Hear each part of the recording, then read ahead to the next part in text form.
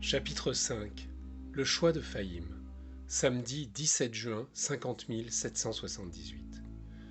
Je crois que mes parents auraient maudit Silvio si je leur avais parlé de lui, et ils m'auraient sûrement interdit de le revoir. Le vieux bougre m'avait mis dans la tête la graine de cette plante grimpante, la recherche du pourquoi. De ce jour, de la petite fille plutôt sage que j'étais, je suis devenue de plus en plus ce qu'ils appelaient une raisonneuse. Pour se rassurer, les adultes disaient « c'est l'âge, ça va lui passer ». Mais en fait, ils étaient souvent bien embêtés face à mes « pourquoi ?» et souvent ils me laissaient avec un simple « parce que c'est comme ça » ou bien même ils me punissaient.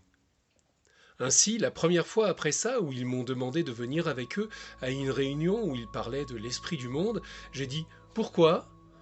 Et comme ils n'ont pas vraiment pu me donner de raison, j'ai eu le droit de rester à la maison. En revanche, quand j'ai tenté la stratégie du « pourquoi ?» pour ne pas aller en classe, ça n'a pas marché. Ils m'ont quand même obligé à y aller. Ils disaient que c'était important de rencontrer les autres enfants et d'apprendre des choses. Je n'ai pas trop insisté. Il faut dire que c'était seulement 3 matinées par semaine, que j'aimais plutôt bien ce qu'on y faisait, et qu'en plus, Fahim y allait, lui. En fait, c'était surtout sortir du lit qui était dur. Mais j'ai continué d'y aller, non sans montrer de temps en temps ma désapprobation en refusant de me réveiller, jusqu'à ce que maman s'énerve et crie pour que je me lève. Ce qui a été le plus critique, c'est quand mon anniversaire de 7 ans a approché. Fahim et moi, nous avions presque le même âge. Mon anniversaire était juste 6 jours avant le sien. Dans les semaines qui ont précédé nos anniversaires, un jour nous étions avec Silvio. Nous ramassions du bois mort pour le feu, et comme il faisait très chaud et lourd, il avait ramené ses tresses sur le dessus de sa tête et les avait nouées ensemble à l'aide d'une poignée d'herbes longues et souples. À un moment où il s'est baissé devant moi, j'ai remarqué une chose qui m'avait échappé jusque-là. « Hé, mais Silvio, j'ai dit, tu n'as pas de péricèphe ?»« Quoi ?» il a fait en se retournant vers moi. Il avait l'air de ne pas avoir compris. « Bah oui, derrière ta tête, tu n'as pas de péricèphe. Pourtant tu es un adulte. »« Ah ça, il a dit. Pourquoi tu n'en as pas ?»« Pourquoi je n'en ai pas ?» il a fait d'un air pensif et amusé. « Pourquoi je n'en ai pas, hein ? Et pourquoi j'en aurais un ? Parce que tu es un adulte. Et les adultes, ils ont tous un péricèphe. » »« Ah oui ? Et pourquoi ils ont un péricèphe, les adultes ? » ?»« Parce que, à 7 ans, on a son péricèphe. » Il me paraissait vraiment bête tout à coup. Alors Silvio a lâché la brassée de branches qu'il tenait et s'est assis sur le sol, face à moi. « Mais toi, ma petite Zabia, tu n'as pas de péricèphe non plus. »« Bah non, évidemment, je lui ai répondu. Je n'en ai pas parce que j'ai 6 ans 3/4. »« Ah bon ? Alors, quand tu auras 7 ans, tu en auras un ? » ?»« Oui, j'ai dit, toute fière. Et c'est dans 2 semaines. »« Tu m'as l'air bien contente de cela. »« Bien sûr, parce que je serai grande quand j'aurai mon péricèphe. »« Ah bon, il a fait. Et Fahim, lui, il ne sera pas grand ? » ?»« Mais si, Fahim, il a son anniversaire juste après moi. Il sera grand juste après. »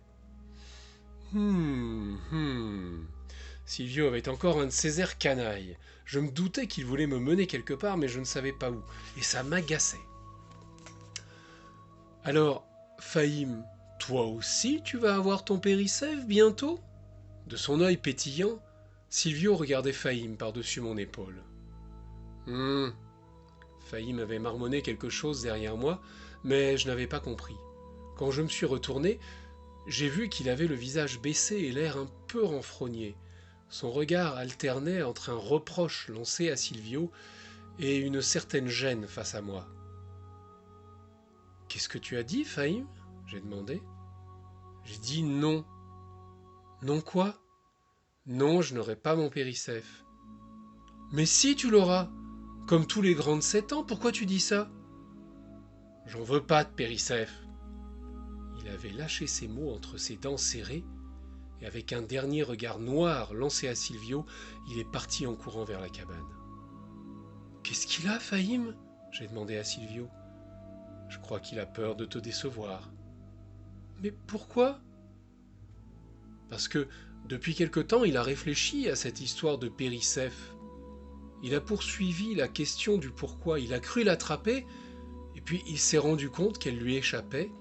Et plus il croyait s'approcher de la réponse, plus il s'est rendu compte qu'il n'y avait pas de bonne réponse. La dernière fois que vous êtes venu, pendant que tu faisais la sieste, il m'en a parlé, et ça le tourmentait beaucoup. Parce que, comme toi, il attend depuis tout petit ce moment. Et maintenant que ça va arriver, il se dit que ça n'a aucun sens.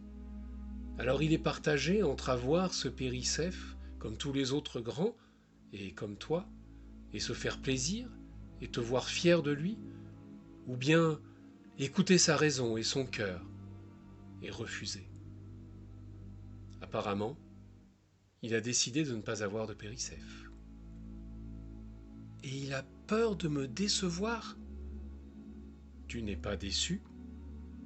Silvio m'avait prise au dépourvu. J'ai préféré ne pas répondre. Ce soir-là, quand nous sommes rentrés à la colonie avec Fahim, nous n'avons pas beaucoup parlé. Moi, j'avais dans la tête une petite biche qui s'enfuyait un peu plus loin à chaque pas que je faisais pour l'attraper. Et elle avait un Péricèphe derrière les oreilles.